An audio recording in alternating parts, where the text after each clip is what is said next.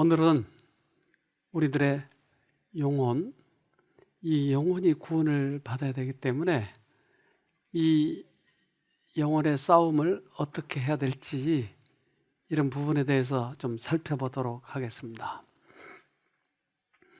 이제 우리가 공기가 안 보이잖아요. 네, 공기가 없어서 안 보이죠? 아니요. 공기가 있죠. 그래, 안 보이는 부분과 보이는 부분에 차이가 있을까요? 어디가 더 넓을까요? 네, 조금 더 넓겠죠? 아니, 조금이 아니고 엄청 넓습니다. 그래서 보이지 않는 세계들이 있어요. 세균이 있고 산소가 있듯이 보이지 않는 세계가 있어요. 근데 거기에 영적인 왕국이 있다고 하는 거예요. 근데 우리는 보이는 부분에 대해서만 관심을 가지고 있어요. 그래서 보이는 왕국, 보이는 돈, 명예, 이것을 중요하게 여기죠. 근데 예수님께서는 이 땅에 오셨는데 이 보이지 않는 부분에 대해서 말씀을 하세요. 그래서 바리새인들이 예수님에게 이렇게 물어봐요. 누가복음 17장 20절 바리새인들이 하나님의 나라가 어느 때에 임하나이까 묻거늘 예수께서 대답하여 가라사대 하나님의 나라는 볼 수 있게 임하는 것이 아니오. 그래서 그 하나님의 나라에 대해서 물어보는데 그 하나님의 나라가 어떻게 임하느냐? 그러니까 볼 수 있게 임하는 것이 아니다라고 얘기하는 거예요. 그렇다면 보이지 않는 그러한 하나님의 나라가 있다고 하는 거죠. 성경은 그 하나님의 나라를 두 가지로 이야기하는데 하나는 영적 왕국에 대해서 얘기하고 또 하나는 이제 영광의 왕국, 즉 보이는 왕국에 대해서 얘기를 해요. 제가 이 의자에 앉으면 제 의자가 보자로 만들어졌어요. 보자. 그러면 제가 누구죠? 왕이죠. 그러니까 내가 앉는 의자에 따라서 왕이 앉는지 아니면 평민이 앉는지를 결정하죠. 그런데 영광의 보좌가 있고 영적 보좌가 있다라고 얘기해요. 그래서 우리는 이 영적 왕국의 사람들에 대해서 관심을 갖게 되는데 예수님이 특별히 그 부분에 대해서 얘기하는데 이렇게 얘기하십니다. 누가복음 17장 21절 또 여기 있다 저기 있다고도 못하리니 하나님의 나라는 너희 안에 있느니라. 그래서 하나님의 나라가 임한다고 하는 것은 우리의 마음속에 왕국에 오신다라고 얘기하는 거예요. 하나님의 나라는 우리 마음에서 시작이 된다. 그렇다면 이 마음의 왕국 여러분 보여요? 안 보이는 거예요. 그래서 이 마음의 왕국을 어떻게 내가 들어가느냐 이걸 생각해 보자. 그것이 정직한 사람에게는 영혼의 왕국에 대해서 상당히 우리는 관심을 갖게 되죠. 하나님께서는 가시적이고 일시적인 것을 초월해서 보이지 않고 영원한 것을 가치 있게 여기신다. 전자는 후자를 나타낼 때에만 가치가 있다. 최고로 정선된 예술작품도 영혼 속에 역사하시는 성령의 열매인 품성의 아름다움과는 비교할 수 없다. 예를 들면 이 컵이 유리컵이라면 이 속에 파란 물을 넣으면 어떻게 보이죠? 파란색으로죠. 보석을 넣으면요? 보석 그릇이 되는 거예요. 좀 그렇지만 똥을 넣으면 똥 그릇이 돼요. 내가 품성이 어떠냐에 따라서 선한 일을 하는 것은 굉장히 가치 있는 일이다. 그런데 속에 똥이 들어있는데 보석 그릇처럼 보이게 하는 것은 아무 가치가 없다. 그래서 우리의 이 영적 왕국이 그래서 소중하다고 하는 거예요.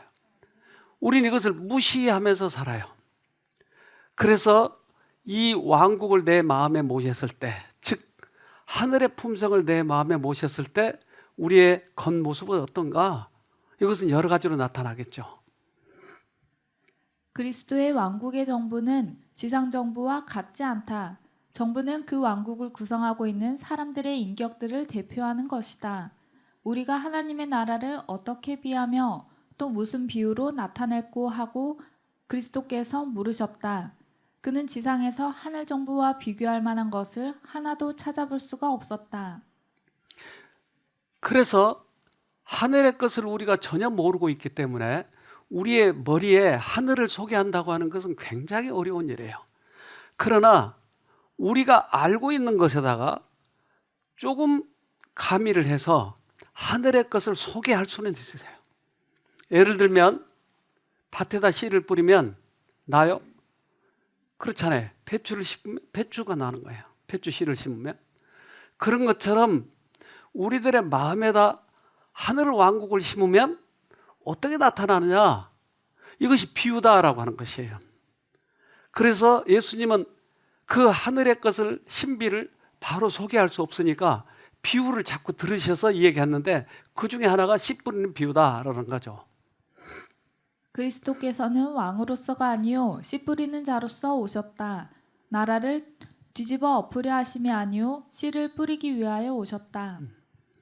씨를 어디다 뿌린다고요? 마음에다.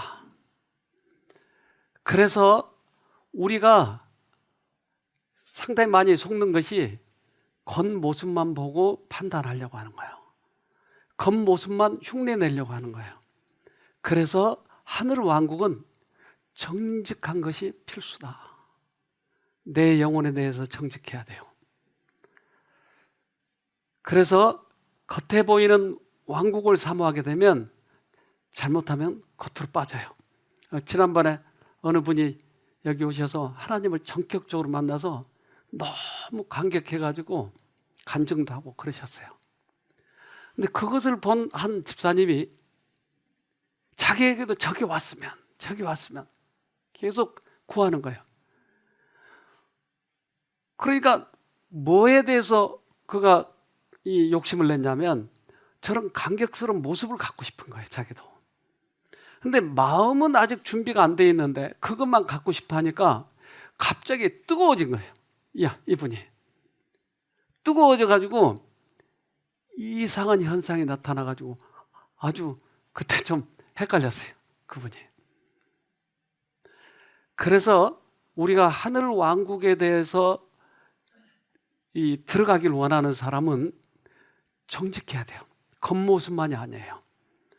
그래서 하나님께서는 우리들에게 그것을 중요시 여긴다고 지금 얘기하시는 거예요. 골로새서 2장 11절 그리스도를 믿었을 때 여러분은 새로운 할례를 받았습니다. 이것은 손으로 행하는 육체적인 할례가 아니라 그리스도에 의해 죄의 세력에서 벗어나게 되었음을 의미합니다. 할례는 요즘에 뭘 의미하죠? 할례는 남자들의 그 상피를 자르는 건데, 즉 할례 수술을 요즘에 병원에서도 하잖아요. 그러니까 그 할례는 하나님을 믿느냐 안 믿느냐의 표시였어요. 근데 요즘에는 그 할례를 안 받고 뭘로 하죠? 예? 생소한 말인가요, 이게? 요즘에는 할례 대신에 뭐 해요? 침례를 보는 거예요. 그 침례는 물속에 들어가는 것이 침례죠. 그러면 침례를 받은 것은 거듭남을 의미하는 거죠. 그래서 우리가 형식적인 일은 할례, 형식적인 침례 이것을 의미하는 게 아니고 하나님께서는 마음에다 할례를 받으라고 하는 거예요. 마음이 즉 거듭나라고 하는 것이죠. 참된 할례는 하나님께 굴복하는 내적, 영적인 역사를 포함하며 이것은 의식의 요구사항에 단순히 외적으로 순응하는 것 이상을 뜻한다. 네. 그래서 우리들의 마음이 할례를 받으면 어떻게 되는가? 마음이 침례를 받으면 어떻게 되는가? 상당히 생각해 봐야 되지 않겠어요? 그래서 많은 사람들이 이 침례를 받았는데 그러면 내 마음도 침례를 받았는가 하는 거죠. 진정한 그리스도인은 이면적인 사람이다. 왜냐하면 참된 종교는 마음의 문제이기 때문이다. 매일의 삶을 통하여 그리스도인은 하나님에 대한 찬양을 삶의 목표로 삼아야 한다. 한 분이 다른 요양병원에 계시다가 이 암으로, 폐암인데 폐암으로 이제 자기가 생각하기에도 내가 죽을 때가 다 됐나 보다 이걸 느꼈어요. 그러면 거기서 침례도 받고 성경 공부도 했는데 이 사람이 죽게 되면 그 다음에 소망이 뭐가 있죠? 죽게 되면 구원이라고 하는, 하늘나라라고 하는 소망이 남아있는 거예요. 그래서 내가 어차피 죽을 바에야 구원에 대한 확신을 좀 가져보자. 그래서 이제 사람들한테 물어본 거야. 근데 그쪽에 계신 한 의사분이 당신은 쉼터로 가세요. 그래서 쉼터에 오셨어요. 상담실에 상담을 하는데 이분이 하는 얘기가 저는요 이미 살 만큼 다 산 사람이에요. 그래서 그 병 고치러 온 게 아니고요. 사실은 제가 구원받기 위해서 왔어요. 그래서 저에게 성경을 좀 가르쳐 주세요. 솔직하잖아요. 근데 이분은 이게 복수가 차가지고 폐암이 심해지면 이게 복수가 차는데 조금만 허리를 굽혀도 이게 물이 막 이렇게 쏟아져 나오는 거예요. 그럴 정도로 심했어요. 이분이 이제는 난 살고 죽고 그건 관심이 없다. 그리고는 어떻게 구원을 받는가. 그래서 계속 성경 공부를 해달라는 거예요. 난 급합니다. 난 하늘을 가야 되니까. 그래서 공부를 하는데 이분에게 기적이 일어났어요.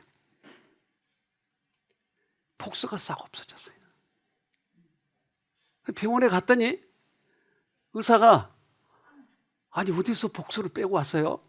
우리 병원에서 안 했잖아요. 저 복수 안 빼고 왔어요. 아니 이 사람 거짓말하네. 이게 복수가 빠졌는데.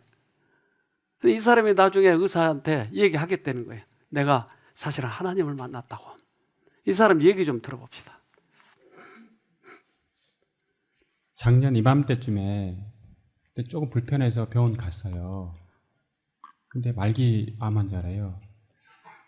그래서 저는 조건적으로 하나님을 믿게 됐어요. 진짜 저를 살려주시면 하나님 믿겠습니다. 도대체 그럼 어떻게 믿어야 되는지 저도 그렇고 집사람도 그렇고 그 방법을 몰랐었어요. 근데 제가 여기 왔던 이유는 방법을 알게 됐어요.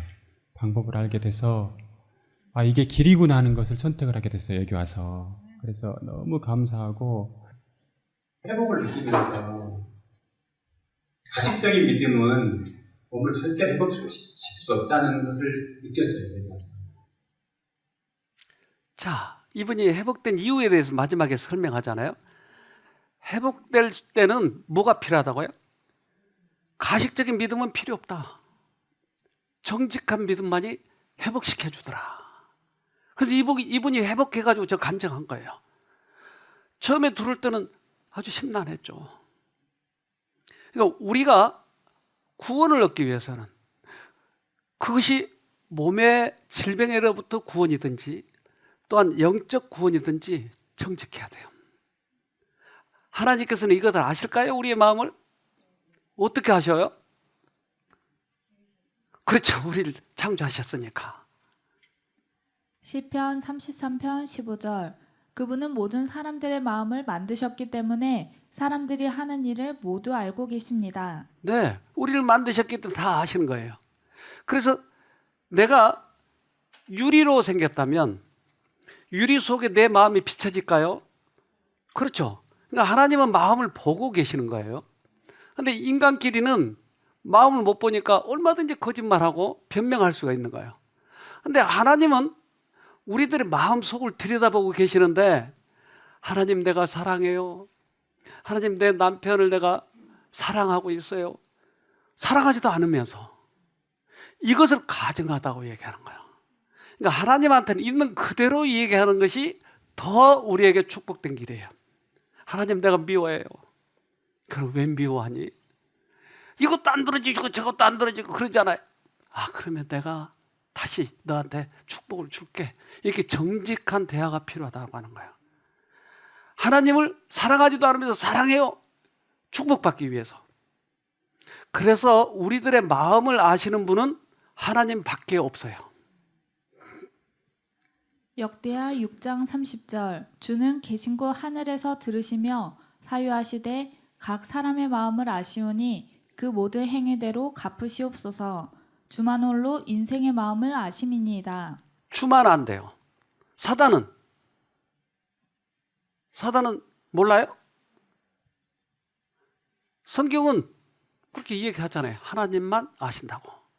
사단은 유추해서 알아요. 내가 생각을 넣어줬더니 얘가 그대로 하네. 그러니까 유추해서 아는 거예요. 하나님은 들여다보시고 사단은 표정이나 하는 말이나 행동을 통해서 아는 거예요. 하나님만 아시는 거예요. 우리의 마음을. 그래서 하나님께는 정직해야 되겠죠. 뻔히 알고 있는데 내가 아무리 거짓말 해봐야 안 되잖아요. 그래서 우리들의 마음에 정직하다고 하는 것은 마치 방패를 갖는 거나 다름없다. 시편 7절로 10절. 시편 7편 10절. 가장 높으신 분 하나님께서는 나의 방패이십니다. 그분은 마음이 바른 사람들을 구원하여 주십니다. 네. 그래서 마음이 바르게 정직한 사람들을 하나님께서는 더 기뻐하신다. 아이들을 가지고 실험을 했어요. 이제 5살 정도 된 아이들. 그 아이들을 이제 실험실로 데리고 와서 이런 얘기 저런 얘기 하면서 이제 선생이 이제 애들을 데리고 실험을 하는데 이런 실험을 했어요. 이제 내가 과거의 추억을 가지고 있는 사진이 한 장 있단다. 근데 이 사진은 한 장밖에 없어. 그런데 이것을 찢어줄래? 하고 물어보는 거예요. 이제 얘한테. 이 세상에서 한 개밖에 없고 이 사진 좀 찢어줄래? 얘가 어떻게 반응을 할까 하는 거예요, 지금. 그러니까 한 개밖에 없는데 그 사진을 찢어달라고 하는데 얘가 놀라서 이렇게 쳐다보는 거예요. 그런데 지금 상대가 누구예요? 선생님이에요. 선생님 말 들어야 돼요, 말아야 돼요? 고민이 크죠. 이런 실험을 지금 하고 있는 거예요.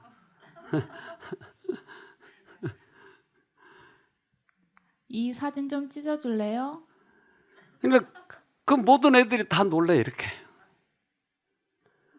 근데 어떻게 했을까요, 여러분?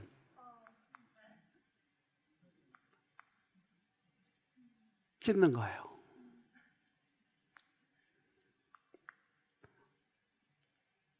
선생이 더 무서우니까, 더 압도적이니까 찢는 거예요. 여러분에게 오늘 실험을 하려고 그래요.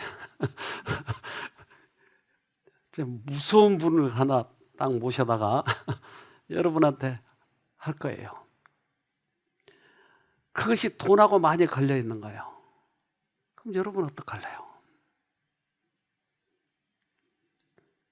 그래서 우리는 이 세상을 지금 지나가고 있어요. 근데 앞으로 몇십 년 더 살지 여러분 몰라요. 내일 못 볼 사람도 있어요.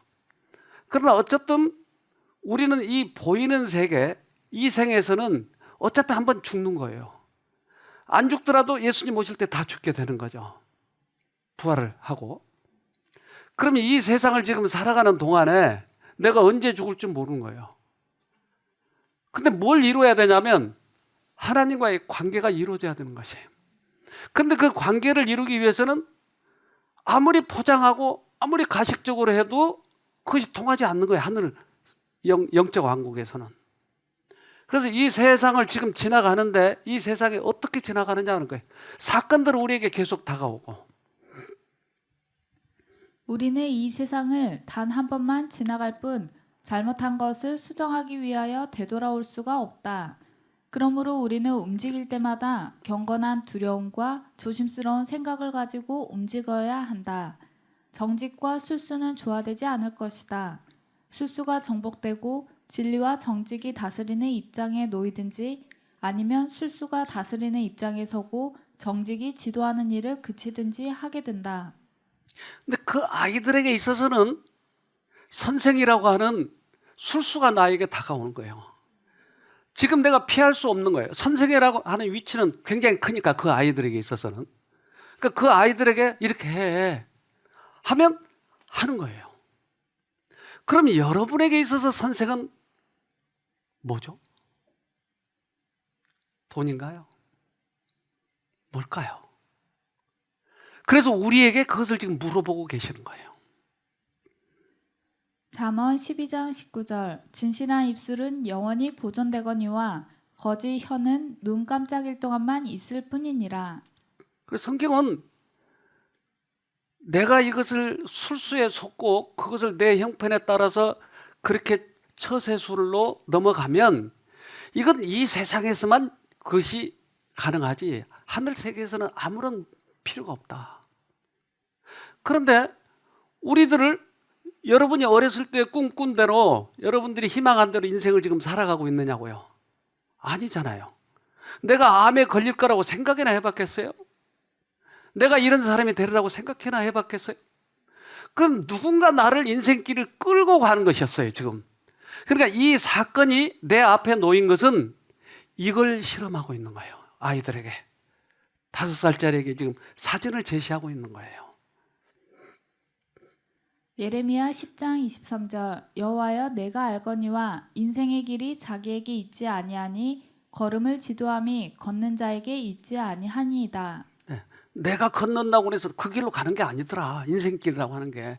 누군가가 나를 이끌고 가고 있는데 이 일이 우연히 나에게 닥쳤겠는가? 그렇지 않다.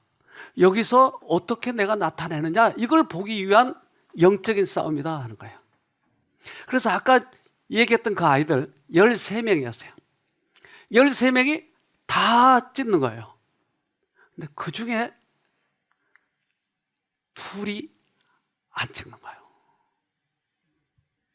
사소하게 남은 이야기, 그러나 어쩌면 인간의 도덕성에 대한 가장 중요한 이야기. 선생님 추억이 담겨져 있는 사진. 그래서 이제 애들이 다 넘어갔는데 그러나 13명 중 2명은 선생님 어렸을 때 추억이 담겨져 있어. 이 사진 안에 이 사진 좀 찢어줄래? 놀란 거 좀 보세요. 아니요, 찢어주세요. 왜요? 어떻게 찢어요? 이거 플라스틱인데. 플라스틱 아니에요. 거부하기가 그러니까 플라스틱이라고 이렇게 얘기하는 거. 종이를 갖다가. 어떻게 찢어요? 그냥 찢어주세요. 왜요? 그냥요. 안 찢고 싶다. 왜 안 찢고 싶어요? 어렸을 때 어떻게 생겼는지 모르니까. 그러니까 그 아이가 정직성을 나타내야 되겠는데 이걸 그 아이의 수준대로 지금 대답하고 있는 거예요. 플라스틱 아니에요. 안 찍고 싶은 거예요. 또 한 아이는 고개만 계속 흔드는 거예요. 끝내 거절했다. 그래서 그 13명 중에 2아이가 사진을 찍지 않았어요. 결국은 우리들의 인생길에 있어서도 내가 어떻게 이 사건에서 나를 증명하느냐 하는 거예요. 이것이 영적 싸움인 거예요. 영혼의 싸움에는 모든 일에 정직한 것이 필수적이다. 그대가 자신의 성향을 누르고 이기려고 애쓸 때 성령께서 그대를 도우시사 모든 행동을 용의 주도하게 하실 것이며 그대로 하여금 원수에게 진리를 헐뜯을 기회를 주지 않게 하실 것이다. 그래서 영혼의 싸움에는 정직이 필수라고 얘기하는 거예요. 필수예요, 필수. 선택 과목이 아니고 필수예요. 그런데 이러한 일이 우리 선배들에게도 있었을까요? 그래요. 그래서 선배들 중에 시편에 아삽이라고 하는 사람이 있어요. 시편은 대부분 그 리듬을 넣어놔요. 그래서 우리도 옛날에 장구 치고 북 치면서 시 읊으면서 이렇게 한마디씩 하죠. 얼쑤 땅땅땅 이런 것처럼 이 시편에도 그런 박자를 넣어요. 그런데 이 아삽이라고 하는 사람이 시편을 쓰는데 시편에 이런 시가 있어요. 시편 73편 1절로 2절. 하나님이 참으로 이스라엘 중 마음이 정결한 자에게 선을 행하시나 나는 거의 실족할 뻔하였고 내 걸음이 미끄러질 뻔하였으니. 네. 그런데 마음이 정결한 사람에게 하나님께서 축복을 하시는데 내가 하마터면 넘어질 뻔한 적이 있었다. 오늘 우리 신학생 둘이가 왔다 갔는데 그 청년들이 난 이 얘기 빨리 끝내고 좀 운동 좀 가고 싶은데 계속 붙들고 물어보는 거야. 이제 그러기 때문에 신학을 한 것 같아. 이제 목회를 하려고. 근데 그 청년이 좀 그래도 한 가지 더 대답 좀 해주세요. 그리고 저요, 우리 가족이 다른 사람한테 피해를 입다든지 또는 다른 사람한테 문매를 맞았다든지 내 아내가 다른 사람에게 아주 곤욕을 치르는 걸 봤다든지 이럴 때 어떻게 해야 됩니까? 하는 거예요. 그러니까 내 입에서 대답이 나오기를 그럴 때는 혼내줘라. 이 말을 대답을 듣고 싶어 한 듯한 질문을 자꾸 이렇게 하는 거야. 그럼 이거는요 계속. 그런데 저도 사실 그럴 때는 분통 터질 것 같아요. 가만히 있지 않을까요? 보복을 하고 싶은 생각이 들 거예요. 그런데 언제나 하나님은 어떻게 했지? 이 생각이 드는 거예요. 하나님은 어떻게 했지? 그러니까 우리는 아직 본질상 죄인이기 때문에 언제나 보복하고 싶은 마음이 항상 깔려 있는 거예요. 그런데 하나님이 어떻게 했는가 해답이 나오더라고요. 예를 들면 욥이 친구들에게 계속 그렇게 공격을 받을 때 욥도 해보고 싶은 거예요. 야, 너희들만 착하냐? 나도 착하다. 나도 과부를 도와줬다고, 고아도 도와줬다니까. 나도 착한 일 많이 했다고 이렇게 대든 거예요. 근데 하나님께서는 네가 옳다 그러다 거기서 판결하시지 않아요. 욥만 데려다가 야, 까마귀는 며칠 만에 부화하니? 염소 새끼는 며칠 만에 뛰는 거야? 임신한 지 며칠 만에 낳는 거야? 계속 하나님은 그렇게 물어보시는 거야. 그러다가 이제는 광물 공부를 좀 시키는 거야. 야, 지구 속에는 뭐가 들어있는지 알아? 거기 쇠가 들어서 돌이 들어서 그 기초는 누가 놨어? 이 순간 머리가 팽 돌아가는 거야. 기초를? 그러면 하나님이 놓은 건데 얼음은 몇 도에 녹아? 얼어? 0도인데 그럼 누가 정했지?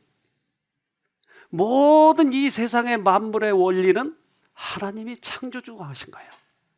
그렇다면 인간의 옳고 그름도 누가 판단하느냐는 거예요.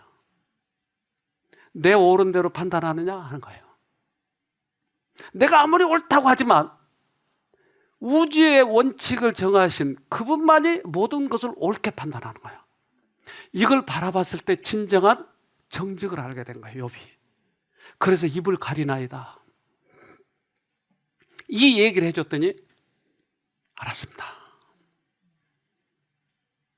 너무 기뻐가지고 돌아간 거예요. 오랫동안 고민했던 문제예요. 이 아삽이 왜 실족할 뻔했느냐? 그것은 이것 때문에. 시편 73편 3절. 이는 내가 악인의 형통함을 보고 오만한 자를 질시하였음이로다. 나보다 정직하지 않는 사람이 부자로 사는 거예요. 눈이 튀어나오도록 잘 사는 거예요. 여기에서 아삽이 넘어갈 뻔한 거예요. 다른 사람과 나를 비교했을 때 내가 거기에 유혹이 되는 거예요. 결국은 하나님께서 어떻게 해결하셨냐면, 야, 아삽아, 내가 너를 데리고 저 성소에 가보자. 성소에 가서 보니까 이 사람들이 거기 한 사람도 없어요. 왜요? 구원을 못 받은 거예요. 우리들의 정직은 그 하늘을 보아야 정직할 수 있는 거예요. 세상의 여러 가지 재물들이 우리를 유혹해요. 마태복음 6장 24절 한 사람이 두 주인을 섬기지 못할 것이니 혹 이를 미워하며 저를 사랑하거나 혹 이를 중히 여기며 저를 경히 여김이라. 너희가 하나님과 재물을 겸하여 섬기지 못하느니라. 이것 때문에 하마터면 넘어갈 뻔했어요. KBS에서 또 실험을 했는데, 이제 몇 사람 젊은 사람들에게 전화를 해서 내일 이 실험에 참석해주면 10만 원을 드리겠습니다. 근데 그 실험이 정직성 실험이라고 하는 거예요. 그래서 이제 10만 원을 받기로 하고 이제 전화를 계속 하는 거죠. 그 사람들에게. 이제 A라는 사람에게 내일 오면 그 실험 끝나고 10만 원 드리겠습니다. B에게도 그렇게 계속 하는 거예요. 그런데 이제 그 실험이 끝나고 1시간 동안 끝나고 봉투를 15만 원짜리를 준 거예요. 약속과는 달리 15만 원이 든 봉투. 어제 사례금 얘기 들으셨죠? 네. 여기 15만 원이고요. 감사합니다. 맞으시죠? 네. 넘어가 버리네요. 어제 전화로는 10만 원이라고 분명히 들었는데 봉투 줄 때는 15만 원 주면서 맞죠? 그러니까 순간 네. 15만 원입니다. 맞으시죠? 네. 똑같이 다 넘어가는 거예요. 모두 어른들이에요. 아까는 어린이였지만 근데 모두 넘어갔어요. 그리고는 그들에게 진실을 밝혀줬어요. 사실은 이것이 정직성 실험입니다. 이미 끝난 줄 알았지. 이 사람은 1시간 동안 한 것에서 끝난 줄 알았는데 마지막 이거 돈을 줄 때 여기서 넘어가 버린 거예요. 사람들이. 그래서 밝혔어요. 이제 어제 작가가 사례금 얼마라고 했어요? 10만 원이요. 이제 밝혀지는 거예요. 오늘 얼마 받았어요? 15만 원. 어제 작가가 얼마 준다고 했어요? 얼굴을 못 듣는 거예요.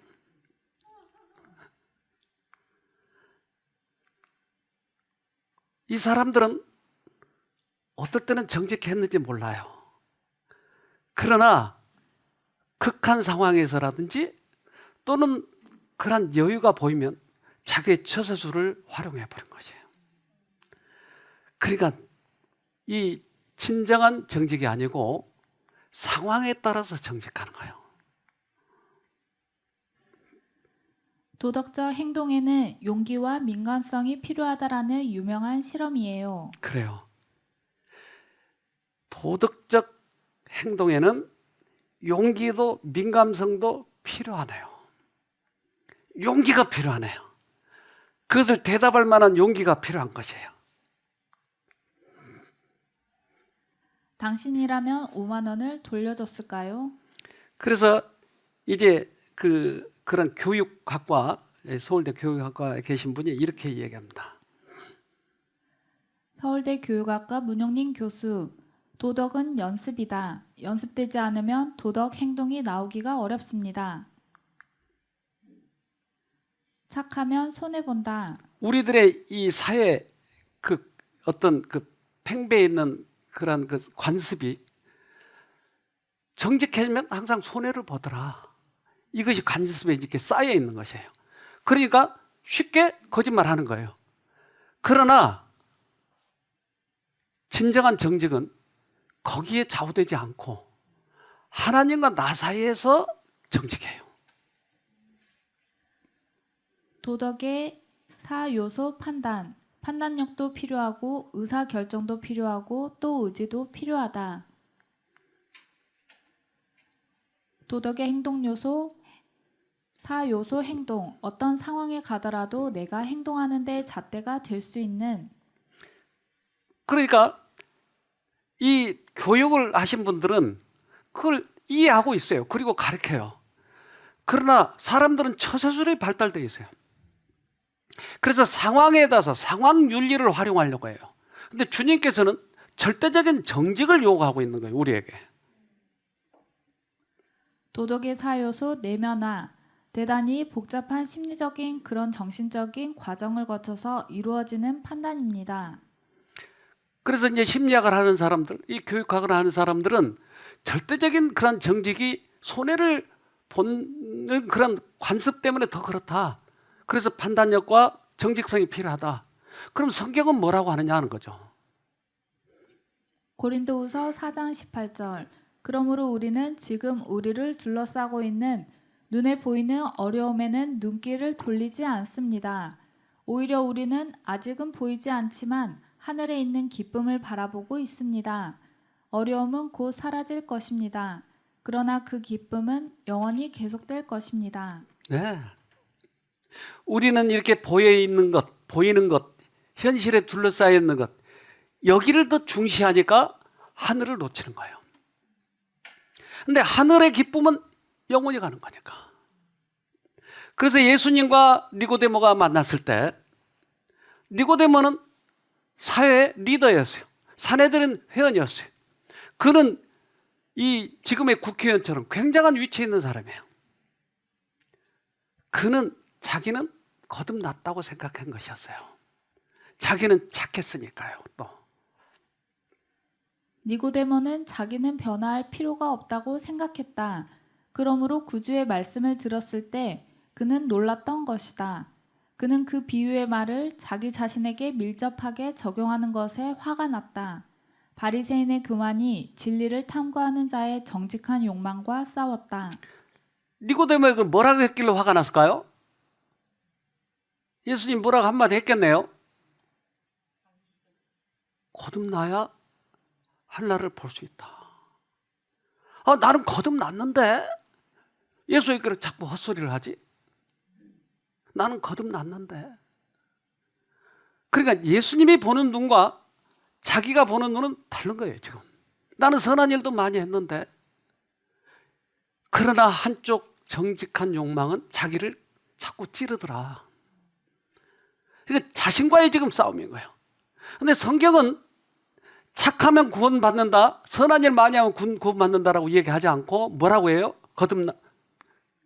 거듭나야 구원을 받는다. 모든 사람은 거듭나야 된다고 하는 거예요. 이것과의 싸움이다 하는 거죠.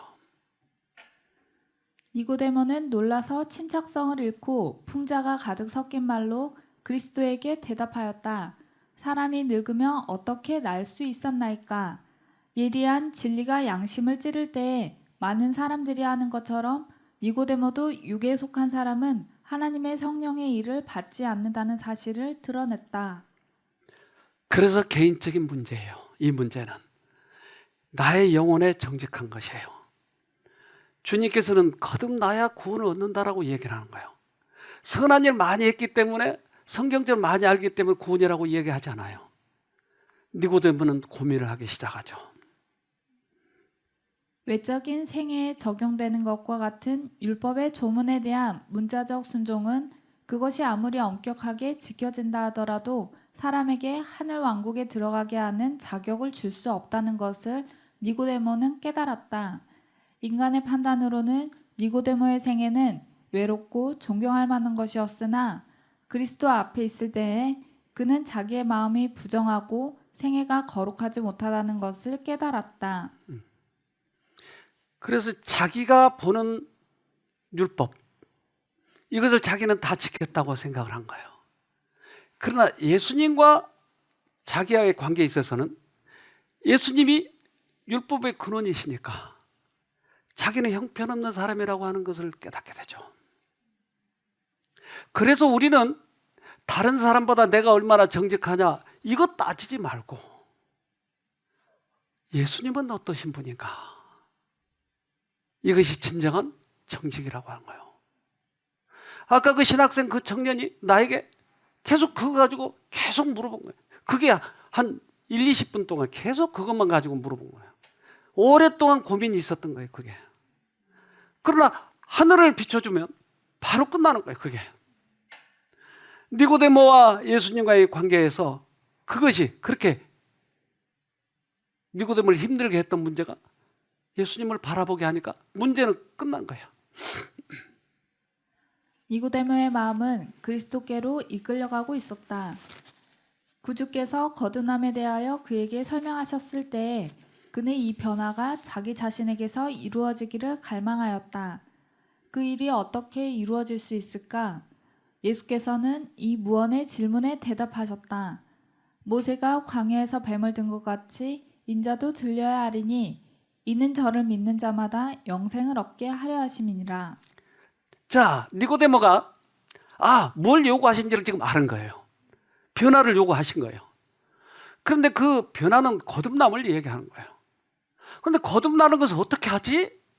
모두가 생소하니까. 그는 성경을 달달 외울 만큼 고학식자지만 그러나 그 실제적인 방법에 있어서는 그건 몰랐던 것이에요. 우리도 지금 이 부분에 대해서 고민하고 있잖아요. 그 과학자들이 뇌를 가지고 실험을 하는데 사람 가지고 실험할 수가 없으니까 원숭이를 가지고 실험하는 거예요. 그래서 뇌에 칩을 꼽아놓고 원숭이가 밥을 먹을 때, 바나나를 먹을 때 어디가 활성화되는지, 또 어떤 행동을 할 때 어디가 활성화되는지 그 뇌 부분을 이제 실험을 하는 거예요. 그런데 원숭이가 땅콩이나 좋아하는 바나나를 먹을 때는 어느 부분이 활성화가 되는 거예요. 지금 그 모습입니다. 그래서 위에 게 자기가 먹을 때, 원숭이가 먹을 때 그 활성화되는 것을 그 그래프로 그렸죠. 네. 그런데 우연히 그 실험자가 사람이 땅콩을 먹는데 원숭이에게서 약간 약하긴 하지만 똑같은 그런 도표가 나타나는 거예요. 원숭이가 먹는 게 아니고 사람이 먹는데 똑같이 머릿속에서 활성화가 된다 이 말이에요. 그래서 놀랐어요, 사람들이. 사람의 모습을 보고 똑같이 먹는 것을 보고 거의 먹는 것처럼 느끼는구나. 그래서 마치 거울처럼 반사한다고 해서 거울 뉴런이라고 명명을 했어요. 미러 뉴런이라고 하죠. 근데 원숭이하고 사람하고 약간 다른 점은 있어요. 누구든지 거울 뉴런이 작동하는 걸 경험하죠. 이래서 얘 앞에서는 찬물도 못 마신다는 말이 나왔겠지. 흉내는 원숭이가 끝내주는데 그러나 원숭이와 인간의 거울 뉴런은 차원이 달라. 원숭이들의 거울 뉴런은 뇌에서 운동을 담당하는 부분에서만 발견됩니다. 원숭이는 단순한 동작만 흉내낼 수 있어요. 반면 인간의 뇌는 여러 곳에서 거울 뉴런이 작동합니다. 그래서 인간은 흉내 수준을 넘어 학습이 가능해요. 그러니까 원숭이하고 사람하고 다르네요. 즉 원숭이는 간단한 흉내만 낼 수 있는데 인간은 학습과 감정까지. 그래서 엄마가 바늘에 찔리고 칼에 찔리면 아이가 막 우는 거예요. 똑같이. 아파. 같이. 그냥 인간은 훨씬 거울 뉴런이 더 발달해 있다고 하는 것이에요. 거울 뉴런은 인간에게 학습 능력이라는 엄청난 선물을 선사했습니다. 언어와 행동 규범을 습득하는 능력 덕분에 인간은 사회를 조직하고 유지할 수 있어요. 또한 거울 유러는 행동만이 아니라 감정 표현에도 반응합니다. 타인의 표정과 감정을 느끼면서 공감 능력을 배우게 되죠. 그래서 고아가 저렇게 버림받아서 곧 죽게 되는 저런 장면을 보면 TV를 보고 우는 거예요, 사람들은. 같이 공감이 되니까, 감정까지도. 그런데 그 어려서 요즘에 그 코로나 때문에 이제 태어난 아이들이 많이 이 뇌가 기존 인간들보다 좀 부족하대요. 왜냐하면 다 마스크를 쓰고 있고 안 보여주고 있고, 그러니까 이걸 따라서 하지 못하는 거예요. 애들이 더 부족하다는 거예요, 그게. 그럼 이것을 어려서 부모로부터 배운 아이들은 그것이 자연스럽게 그렇게 따라서 하면서 인간 도덕을 배우는 거예요. 그런데 부모가 없는 아이, 이런 아이들은 이걸 못 배우는 거예요. 그래서 성경에는 고아를 불쌍히 여기라고 이야기한 거예요. 만약 거울 유런이 제대로 작동하지 않으면 어떻게 될까요? 자폐증을 앓는 이들은 거울 유런이 거의 활동을 하지 않습니다. 그래서 그들은 타인의 의도를 파악하지 못하는 것으로 보입니다. 레이맨이 등장한 이유를 모르시는 분들은 혹시 거울 유런은 타인의 의도가 담긴 행동을 볼 때만 활성화됩니다. 보이는 거 전부에 거울 유런이 작동하면 피곤해서 살 수 없을걸? 그래서 그걸 미러 누런이라고 했다. 즉, 나는 다른 사람을 보지 말고 계속 예수님만 바라보고 있으면 내가 어떻게 변할까요? 예수님처럼 변하는 거예요. 내가 율법을 지키려고 노력하지 말고 예수님을 쳐다보면 율법이 지켜지는 거예요. 그런데 너무나 이게 잘못돼가지고 우리는 율법을 지키라고 하니까 이것을 억지로 지키려고 하니까 신앙하기가 너무 힘든 거예요. 그런데 주님께서는 예수님께, 하나님께만 정직하라고 하는 거예요. 다른 사람과 나와의 관계에 있어서는 그게 그렇게 크게 중요하지 않아요. 이렇게 해서 우리가 거듭난다라고 니고데모가 가르쳐 준 거예요. 니고데모, 너는 이제까지 율법을 네가 지키려고 했잖아. 그리고 네 생각에는 율법이 지켜진 듯 하니까 너는 착하다고 폼졌잖아. 그게 아니야. 뱀을 쳐다보듯이, 노뱀을 쳐다보듯이 나를 쳐다봐야 돼. 이걸 니고데모가 배우고 갔어요. 깜짝 놀랐어요. 니고데모는 전혀 다른 방법이었어요. 그래서 그는 3년 반 동안 멀리서 예수가 어떤 행동을 하느냐 계속 쳐다보고 있었어요. 점점 그가 마음의 감동을 받게 되는데 결정적인 것은 그분이 십자가에 달렸다라고 한 거예요. 이때 그가 거듭났어요. 그래서 다른 모든 제자들은 다 도망갔을 때 무서워서 니고데모는 맨 앞장에 서서 그가 장례를 치렀어요. 우리는 니고데모와 같이 우리의 생애는 정직하였고 우리의 도덕적 품성은 바르다고 자만하였을는지 모른다. 그리고 생각하기를 우리는 보통 죄인들과 같이 하나님 앞에 우리 마음을 겸비할 필요가 없다고 하는지 모른다.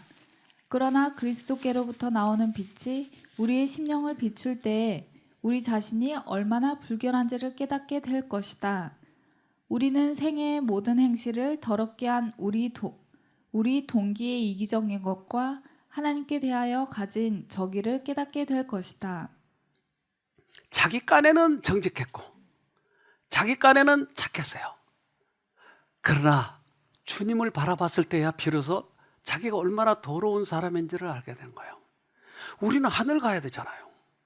이 땅에서만 폼지고 잘 살려고 그러면 우리는 얼마든지 가식적으로 할 수 있죠. 처세술이 있으니까 얼마든지 우리 흉내 낼 수 있죠. 그러나 하늘을 목적이라면 우리는 정직해야 되는 것이죠. 그래서 주님께서는 이게 뭔지 아세요?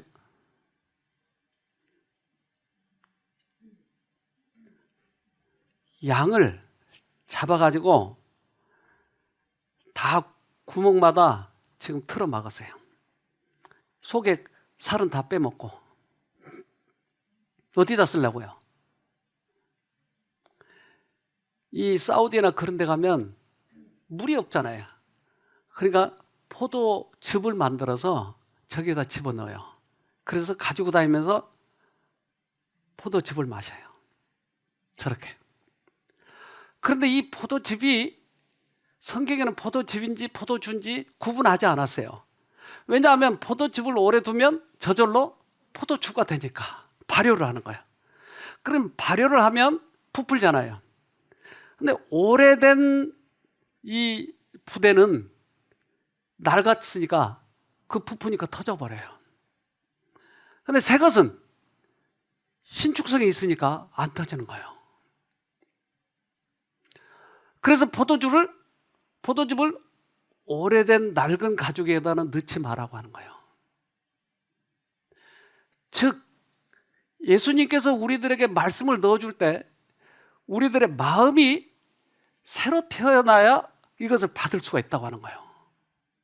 이것을 거듭남이라고 그래요. 이게 되지 않고는 예수님을 받을 준비가 안 돼 있는 거예요. 그래서 새 포도즙은 새 부대에다 넣어야 된다.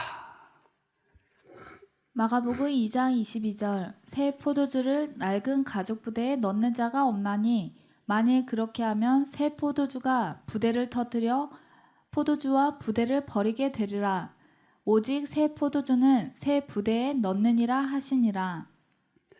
그래서 이제 우리들의 부대가 바뀌어야 된다. 바뀌지 않으면 포도즙을 못 받아. 자아가 포기될 때 주께서 사람을 새로운 피조물로 만드실 수 있으시다. 새 가죽 부대가 새 포도주를 담을 수 있다. 그리스도의 사랑이 신자에게 새 생명을 불어넣을 것이다. 우리의 믿음의 주요 온전케 하시는 이를 바라보는 사람에게서 그리스도의 품성이 나타날 것이다. 자, 그래서 이 새 부대가 되려면 어떻게 해야 된다고요? 결정적인 것이 자기를 포기하는 것이에요. 자기 생각은 아무리 그것이 옳다 할지라도 거듭나야 된다고 하는 거예요.